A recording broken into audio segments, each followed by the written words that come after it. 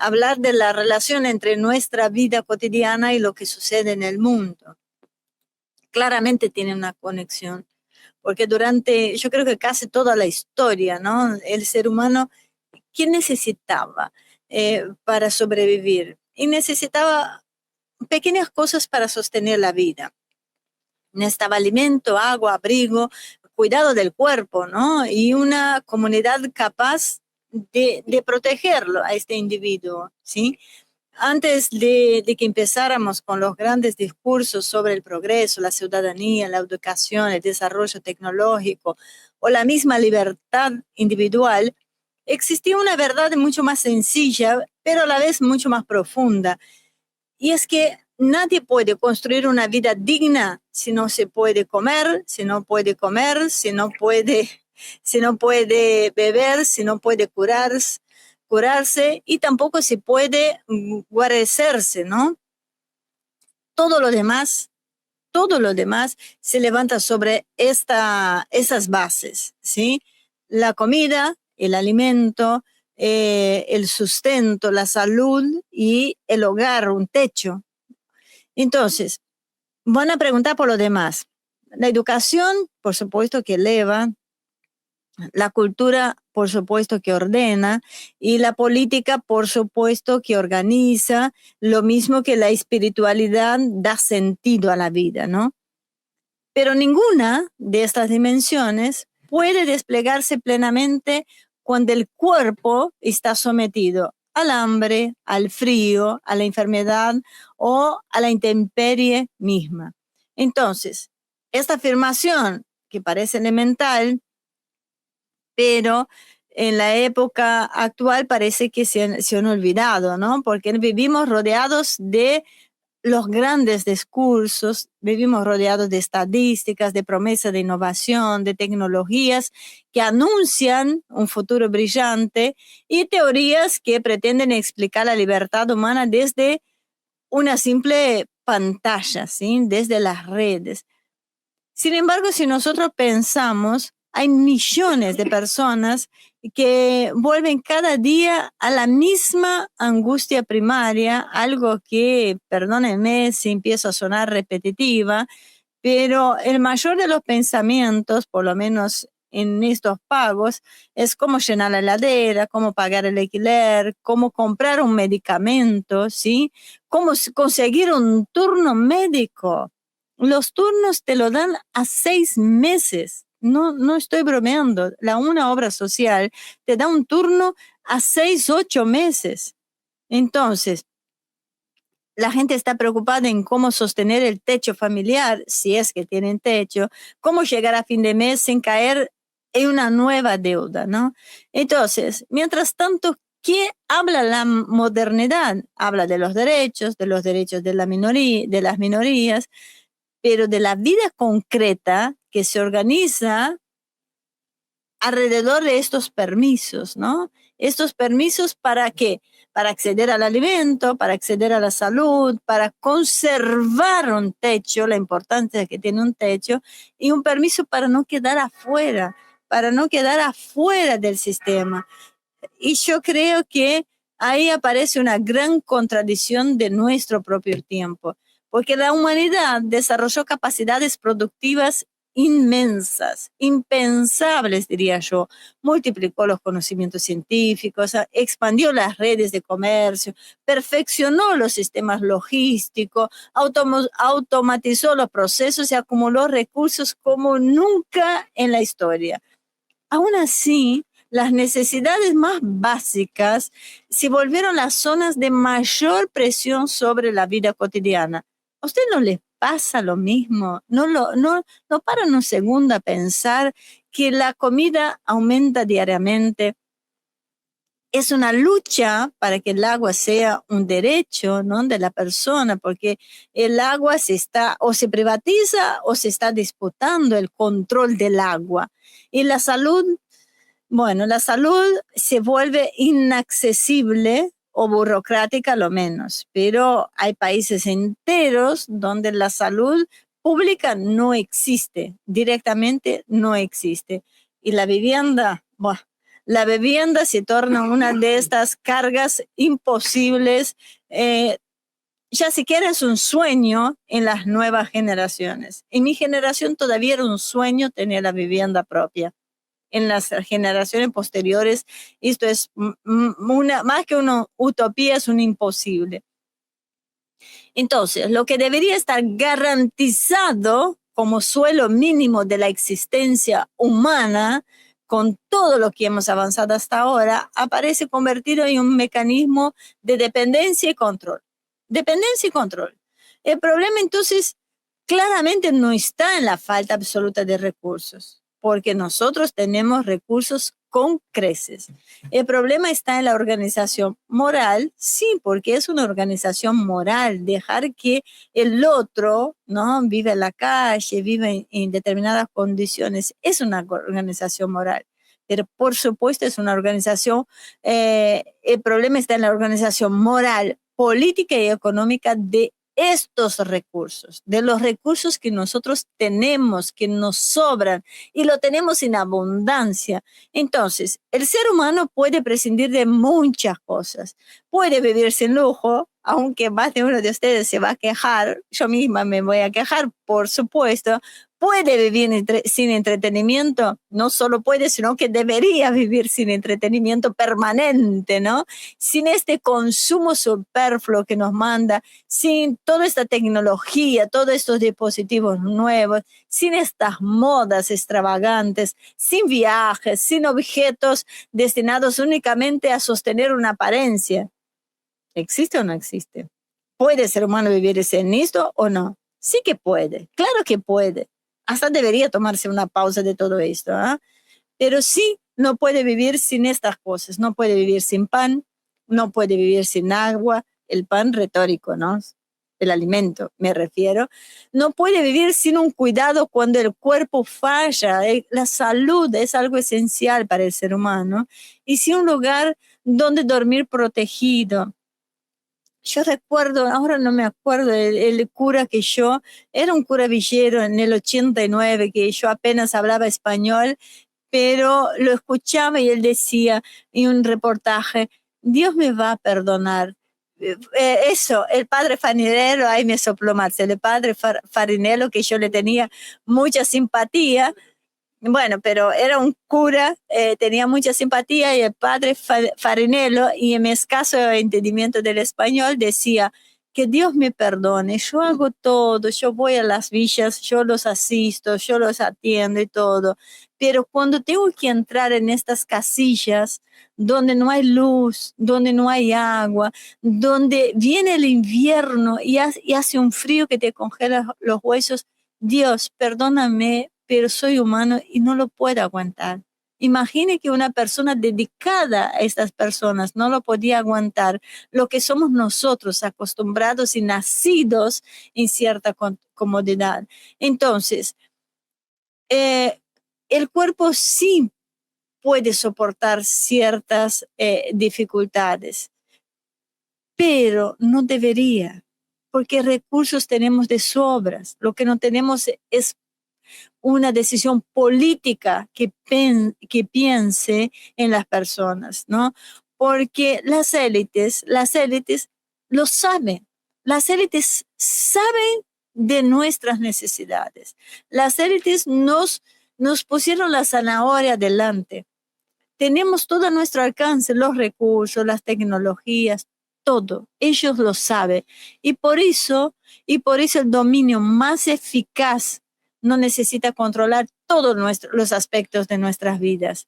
Les alcanza con controlar las puertas de acceso a lo indispensable, ¿no? Porque cuando toda una sociedad depende de estructuras ajenas, ¿no?, para comer, para curarse y para habitar, su libertad, ¿cómo queda? Queda reducida a una declaración vacía, abstracta, sin sentido, ¿no? Puede votar, por supuesto, viva la libertad, carajo, puede opinar, puede consumir los contenidos, puede discutir en redes, repetir todas las consignas, pero su voluntad real está condicionada por el miedo y a perder aquello que le permite seguir existiendo. lo mínimo. Entonces, el alimento es el primer territorio en esta disputa. Comer no es un privilegio, ni una conquista moderna, ni una concesión estatal, no es un producto más dentro de una larga góndola. Comer es la condición primera de la vida misma. Sin embargo, el alimento yo creo que fue absorbido por las cadenas cada vez más concentradas, porque lo hicieron muy bien. Escasez no hay. Hay de todo en las góndolas de los supermercados, ¿no? Pero todo esto fue absorbido por estas cadenas, por intermediarios abusivos, por la especulación financiera, por la dependencia, ¿no?, de los insumos, por los precios que se mueven lejos del productor, porque el pobre productor padece como muchos de nosotros y el pobre trabajador también. O sea, no hay escasez. Lo que no hay es acceso a todo esto del alimento que vos ves en vidriera. Y una cultura económica que acepta con esta frialdad que una familia calcule, ¿no?, cada comida como si estuviera, qué sé yo, manejando, administrando una derrota, ¿no? El pan, la carne, la leche, las frutas, las verduras, aquello que debería expresar la abundancia, la mesa compartida. Y ahora se parece a una lógica donde la necesidad del otro, ¿no?, se convierte en una oportunidad de ganancia. Porque si vos necesitas comprar carne, yo necesito ganar. Ejemplo clarito es la Argentina, donde la mejor carne del mundo es la argentina. Pero anda a ver lo que come el argentino promedio. Entonces, cuando la comida vuelve una presión diaria, el hambre deja de ser una tragedia, ¿sí?, y empieza a funcionar como una herramienta de obediencia. No obedeces, no comes. Bueno, y el que tiene hambre, el que no sabe que va a comer hoy a la hora de cenar, el que no sabe que va a poder dar de comer a sus hijos, no está en condiciones de discutir el destino de su país con la misma fuerza que quien tiene asegurada la mesa, ¿no? Una mesa con mucha fartura y lo que no me alcanza a comer lo tira a la basura. Imagina lo que son para los padres cuando volvimos a los viejos tiempos donde la madre o el padre que cocine, si se quiere, hoy cocina cualquiera de los dos, no saben qué poner en la mesa, qué dar de comer a sus hijos, ¿no? Y yo como madre te digo que es difícil cuando vos estás contando el manguito ahí todos los días para ver cómo la podés pelear, ¿sí? Ni hablar de que hay tantas personas solas o un jubilado que reduce, ¿cuántos jubilados reduce lo que puede comer diariamente? Porque después tiene que comprar su medicación. Ojo, y la gente joven que se la pasan comiendo algunos procesados ahí, porque se hace el valiente, se va a vivir solo, se independiza y no tiene con qué comer. Fideos con manteca, si es que puede manteca, y si no, fideos con lo que puede, ¿sí? Entonces, yo creo que de alguna manera todos vivimos bajo una forma silenciosa de disciplinamiento, ¿no? Y desde ahí decimos que no hace falta encerrar una sociedad cuando se la puede mantener como la está manteniendo ahora, agotada, harta, presionada, cansada. No hace falta prohibir pensar a la gente cuando toda su energía está absorbida por la supervivencia misma. Y el agua, yo creo que el agua expresa una dimensión todavía mucho más profunda, porque es el bien más elemental, anterior a cualquier sistema económico, porque sin agua no hay cuerpo, no hay higiene, no hay producción, no hay campo, no hay ciudad, no hay comunidad posible sin agua. Aún así, lo vemos a diario, el agua se transforma cada vez más en un recurso estratégico, ¿no? Y una mercancía, en un botín territorial. y una variable de negocios o simplemente un instrumento de presión geopolítica. Si no, vayan a preguntar a Irán la escasez de agua que tiene. Lo que tiene que hacer Irán cuando necesitan algo tan esencial como el agua.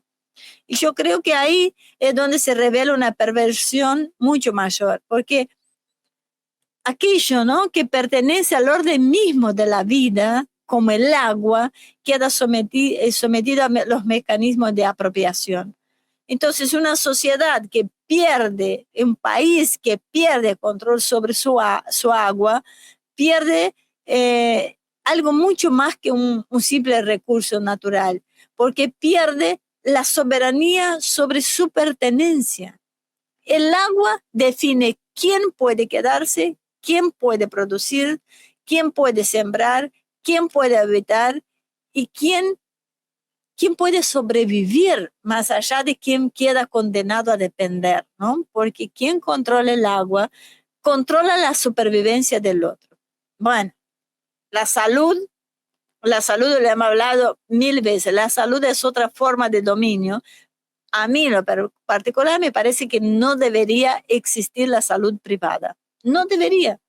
Debería ser salud pública y acceso a toda la población.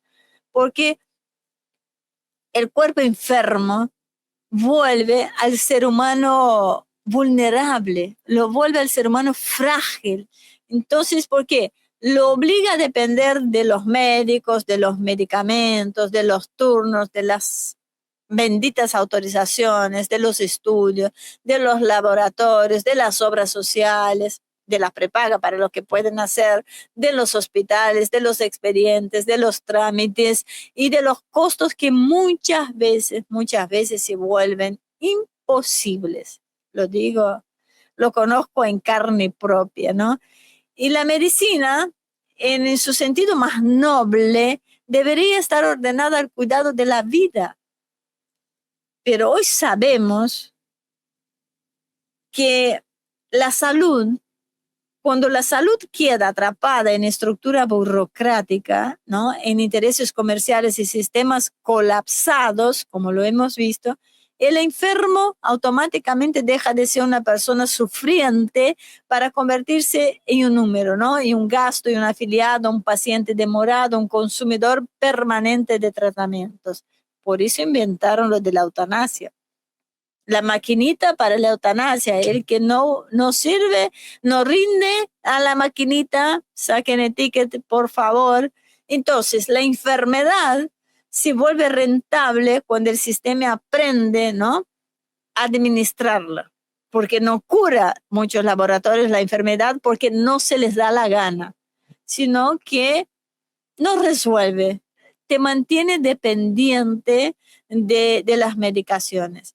Entonces, el miedo a enfermar disciplina de una manera muy, muy particular a las personas, porque cuando alguien puede tolerar, o sea, una persona puede tolerar muchas injusticias por temor a perder una cobertura médica, ¿no? Puede aceptar trabajos indignos, puede endeudarse, callar, resignarse, someterse, porque sabe que un diagnóstico, una cirugía, una internación o un medicamento puede destruir en semanas lo que tardó años en construir. El 2020 fue una prueba de esto, ¿eh? Entonces, la salud convertida en una amenaza económica rompe la libertad interior y el cuerpo deja de ser la base desde el cual se vive, se transforma en un territorio, digamos, controlado, ¿no?, por otros. Ahí creo que la angustia alcanza una profundidad tremenda, una profundidad brutal, porque ya no se trata solo de dinero, se trata de la propia fragilidad humana, ¿no?, puesta en manos de sistemas que muchas veces no mira el rostro que sufre, no mira el ser humano, la fragilidad, la vulnerabilidad del ser humano en este momento. Y la vivienda, como dije antes, completa yo creo que la arquitectura del sometimiento, ¿no? Porque el refugio es una de las necesidades más antiguas de la humanidad. la cueva, ¿se acuerdan? La choza, la casa, el rancho, el departamento, cualquiera que sea la forma histórica que vos quieras dar, siempre representó algo más que unas simples paredes. Representó que la protección, el arraigo, la intimidad, la familia, la memoria, la continuidad, porque tener un lugar propio o al menos estable permite ordenar tu vida, ¿no? Permite criar hijos, cuidar a los mayores, te permite descansar, te permite guardar lo poco, mucho que se tiene, te permite proyectar a futuro, te permite pertenecer. Porque cuando la vivienda se vuelve inaccesible como es hoy, y la persona pierde el rumbo, porque va todo bien mientras sos joven, mientras la podés luchar y todo, pero cuando ya no podés hacer esto, que te vas a la calle, cuando ya no puedas pagar un alquiler, que vos no puedas donde vivir, te vas a la calle. Entonces, uno vive físicamente en un lugar, pero existencialmente uno queda suspendido cuando no hay donde vos pensás que vas a terminar tus últimos días. Y hoy el techo, ¿no? Se transformó en una de las formas se transformó en una de las formas más crueles de presión, porque los alquileres devoran los salarios y los créditos, bueno, los créditos son imposibles y las propiedades fueron convertidas en activos financieros, en barrios abusivos eh, por sus expensas, ¿no? Y por supuesto los jóvenes condenados de ciertas formas a postergar la independencia, pero no esta simple independencia, ay, me voy porque soy grande, que lo digo, sino porque no pueden formar una familia, ¿no? Ni hablar de las familias enteras que viviendo bajo la amenaza no solo de mudarse permanentemente, sino que de ir a vivir a la calle. Entonces la casa dejó de ser el refugio y pasó a ser una carga, ¿sí? El lugar donde la vida debería descansar se convirtió en una fuente constante de ansiedad. Y el hogar, que debería protegerte del mundo, queda invadido por el mundo a través de las facturas, de los intereses, de los aumentos, de los contratos, los vencimientos. ¿Qué querés? Una sociedad sin acceso, ¿no? Sin acceso razonable a la vivienda, ¿producen qué? Producen individuos desarraigados, las familias tensionadas todo el tiempo, una comunidad frágil, ¿no? Y el que no tiene a dónde afirmarse difícilmente puede levantar algo duradero. Y para mí estas son las tres bases: sustento, salud y refugio, porque muestran el verdadero mapa del poder contemporáneo.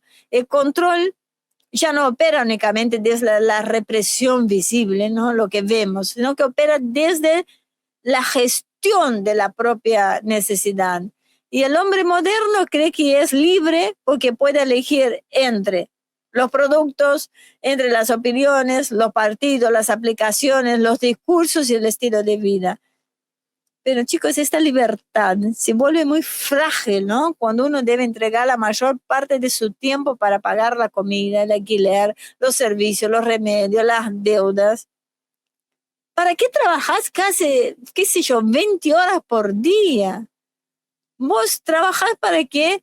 Para sostener el derecho a seguir simplemente viviendo, a seguir existiendo. La vida se resume a trabajar como un esclavo. Vos producís para no caer. Entonces te esforzás para permanecer que en el mismo lugar. Y por supuesto que todo el mundo está agotado, porque se agota la gente antes de vivir, ya no se vive. Y la deuda aparece entonces como el gran complemento de esta estructura, ¿no? Porque por supuesto el salario no alcanza, no hay crédito. Donde falta vivienda, entra la hipoteca o el alquiler, es interminable todo. La salud, donde falta la salud también, ¿qué vas a hacer? ¿Entrar a un crédito?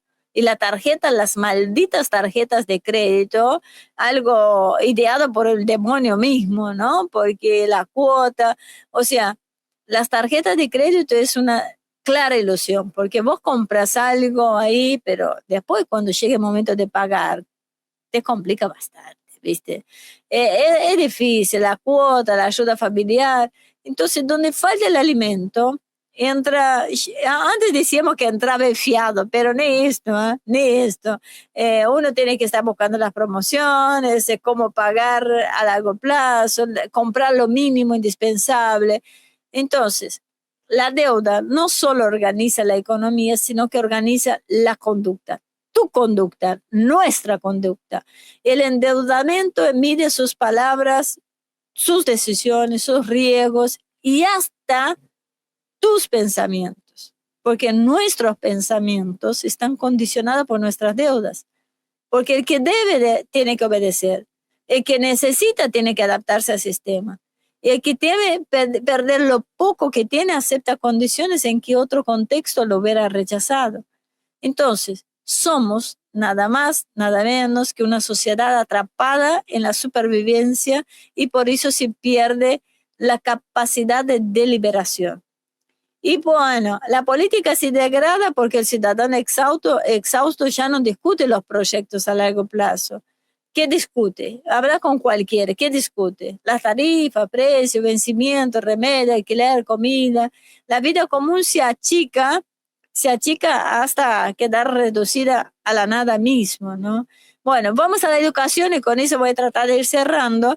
La educación en este marco ocupa un lugar ambiguo, porque es indispensable para elevar una sociedad, sí, pero se vuelve secundaria ante la emergencia biológica. Contra esto no hay quien pueda refutar estas tres primeras necesidades básicas que yo mencioné, porque un chico que va con hambre al colegio o a la guardería no aprende igual, no aprende nada.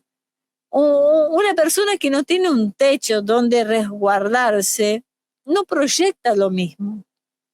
Entonces, una familia enferma o endeudada tampoco acompaña igual. Y la escuela puede enseñar contenidos que bastante falta hace en algunos casos, pero si la vida material está rota, la formación llega claramente debilitada. Además, cuando el sistema captura, ¿no?, las bases de la vida, también captura el sentido de la educación, porque ya, ¿qué vas a formar? ¿Formar personas libres? No, ya eso no es imposible. Es muy complicado porque formas individuos acostumbrados a la precariedad, entrenados para competir por lugares escasos, preparados para obedecer procedimientos y aceptar como natural un orden que los mantiene siempre al borde, ¿no? Por eso el tema yo creo que es más profundo que una simple discusión económica, lo tendríamos que dar en otro momento. Yo creo que es una cuestión civilizatoria, porque una comunidad que permite que el alimento, el agua, la salud, una comunidad o un país, ¿no?, y la vivienda sean tratados únicamente como una mercancía, yo creo que termina aceptando que la vida humana sea sometida al cálculo del poder. Y el mercado tiene su lugar, la administración tiene su lugar, la técnica también tiene su lugar, pero ninguno de esos instrumentos puede ocupar el centro moral de una sociedad. Porque cuando lo hacen, el hombre deja de ser el fin y pasa a ser un material disponible. Entonces, su hambre, su enfermedad, su intemperie por falta de techo, su miedo, vuelve una variable del control y de la gestión sobre cada uno de nosotros. Entonces, ¿qué tanto estaremos dispuestos a, a naturalizar, ¿no? ¿Y qué tipo de orden estamos dispuestos a naturalizar? Un orden donde la abundancia no llega, existe, pero no se concentra.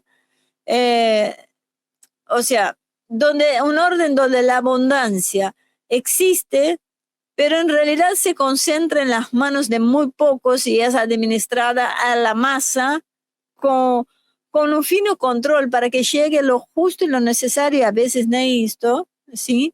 donde la producción alcanza, pero no llega tampoco, donde la ciencia avanza, pero la salud se encarece muchísimo porque los laboratorios tienen que hacer sus negocios, donde las ciudades crecen, pero la vivienda va expulsando a la gente, y donde el agua está simplemente en la tierra, pero su control queda cada vez más lejos de las comunidades, ¿no? Y el alimento circula por cadenas inmensas, mientras demasiadas mesas no pueden acceder a él.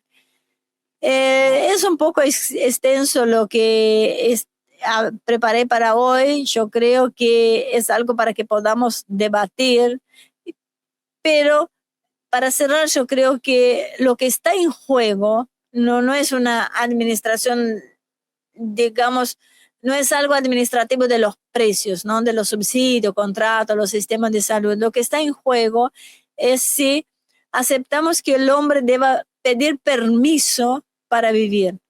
Eso es lo que está en juego. O si volvemos a afirmar que ninguna sociedad merece llamarse justa cuando permite que sus miembros, ¿no?, sean apretados precisamente allí donde son y somos más vulnerables.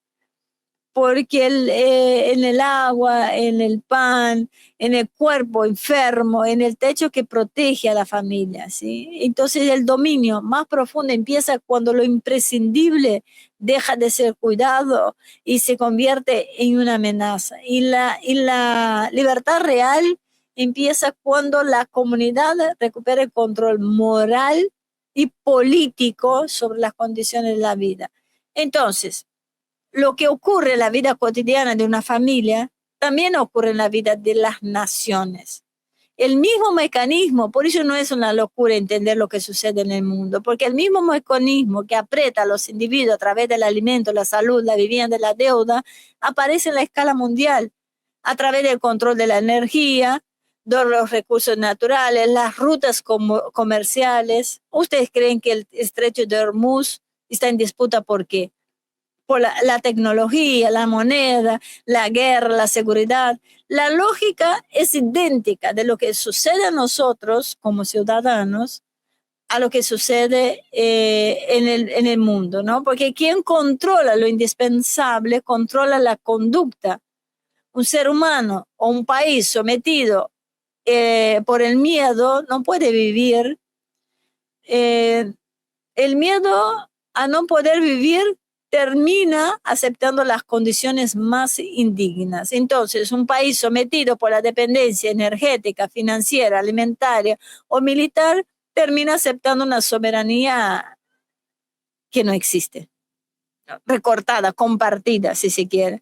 Y por eso la crisis actual no puede leerse solamente como una suma de conflictos aislados, porque no se trata solo de precios, de alquileres, de medicamentos, salarios dentro de una sociedad, siquiera de las guerras, las sanciones, los bloques militares o disputas comerciales entre potencias. Se trata de una misma arquitectura de poder que actúa en los diferentes niveles. Abajo, disciplina a las personas a través de la necesidad. Arriba, disciplina a los estados a través de las dependencias estratégicas. Entonces, en definitiva, la escasez y la guerra global pertenecen a una misma matriz cuando ambas sirven para ordenar las obediencias, ¿no? En el plano internacional, esta lógica se vuelve, creo que más brutal todavía, porque las necesidades básicas de los pueblos se transforman en instrumentos de presión geopolítica. La energía define quién puede producir, el alimento define quién puede resistir, y la tecnología define quién puede desarrollarse, y la deuda define quién puede decidir. Nosotros no decidimos, la deuda decide por nosotros. Y la seguridad define quién puede moverse sin pedir permiso. Entonces, los países que no controlan sus recursos fundamentales quedan expuestos a una forma de sometimiento más sofisticada que la propia ocupación militar tradicional. Conservan, sí, la bandera, los himnos, las elecciones y los discursos patrióticos, pero sus decisiones esenciales se toman ¿a dónde? En otra parte. El ejemplo más cercano, la guerra de Ucrania y la fractura interna del viejo occidente muestran esta crisis con una particular claridad, ¿no? Ya no alcanza con imaginar un mundo ordenado por la vieja fórmula de Estados Unidos contra Rusia o de la OTAN contra Moscú. Empieza, yo creo que a verse una tensión más profunda dentro del propio bloque occidental, porque una parte de Estados Unidos busca replegarse hacia una lógica nacional, transnacional e industrialista, mientras las élites globalistas europeas intentan conservar el proyecto liberal occidental desde Bruselas, Londres y las estructuras burocráticas, financieras y militares que durante décadas vivieron de esta arquitectura del poder. Entonces, esa disputa no le elimina el peligro, sino que lo redistribuye. Si una Europa debilitada socialmente, atravesada por crisis energética, endeudamiento, deterioro industrial, conflicto migratorio y pérdida de legitimidad de sus élites, necesitan un enemigo externo para justificar su rearme, entonces la guerra deja de ser solo un hecho militar y se convierte en una herramienta de reorganización interna. Y el miedo a Rusia funciona como un cemento político. Permite disciplinar las disidencias, transferir los recursos hacia la industria militar, justificar la vigilancia, clausurar los debates y presentar toda crítica como complicidad con el enemigo. Entonces, ahí es donde, al menos desde mi punto de vista, aparece la misma lógica que opera sobre las personas. Sobre a la familia se la gobierna con la amenaza de lo mismo, de la deuda, el alquiler, el supermercado, la enfermedad. A los pueblos se los gobierna con la amenaza energética, alimentaria, financiera y militar. Y al ciudadano se le dice que debe aceptar sacrificios porque no hay alternativa. Y al Estado, ¿qué le dice? Que debe alinearse porque está en peligro, porque está en riesgo su seguridad. Entonces, en ambos casos, la libertad queda condicionada por una emergencia permanente y una emergencia permanente termina convirtiéndose en un sistema de gobierno. Y la guerra moderna, además, permite una forma todavía más peligrosa de dominio. Es una responsabilidad un poco difusa, ¿no? Porque ya no siempre hay una declaración formal, un frente claro, una autoría visible. Hay territorios interpuestos, hay inteligencia compartida, hay sanciones, sabotaje, drones, operaciones cibernéticas, contratistas, ¿no? Cadenas de suministro militar y narrativas mediáticas que permiten empujar el conflicto sin asumir plenamente su costo. Y Ucrania yo creo que aparece así como un dispositivo de elasticidad estratégica, un espacio donde se prueba hasta dónde se puede avanzar sin transformar la guerra indirecta en una guerra total. Entonces, el desafío yo creo que no es solamente resistir a un aumento de precios con una injusticia social, una guerra lejana, sino que el desafío es recuperar el criterio moral y político sobre aquello que sostiene la vida, ¿no? En la casa, la comunidad, en la nación, porque cuando lo indispensable queda en manos de poderes que no sirven al bien común, la vida humana se vuelve así, controlada, gestionada. Y la sociedad se vuelve anestesiada, obediente, y el mundo cada vez más inhabitable para los más débiles. Y ahí se unen dos discusiones: el pan que falta en la mesa y la guerra que se organiza desde los centros de poder que no pertenecen a mundos diferentes. Son expresiones de una misma época, donde la dominación aprendió a esconderse detrás de qué? De la necesidad, la seguridad y la supervivencia. Bienvenidos a Humo y Espejos. Muchas gracias por acompañarnos.